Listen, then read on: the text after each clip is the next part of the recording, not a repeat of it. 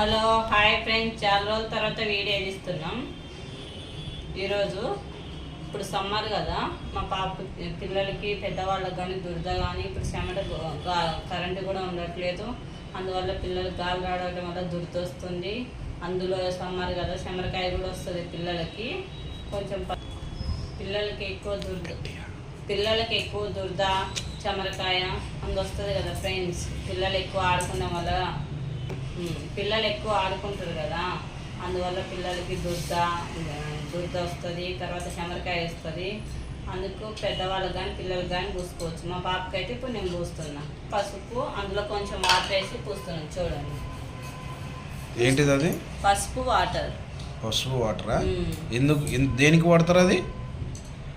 పిల్లలకి చెమరకాయ దురద వస్తుంది కదా, పిల్లలకు కానీ పెద్దలకు కానీ ఎవరికైనా పూసుకోవచ్చు. చూడండి.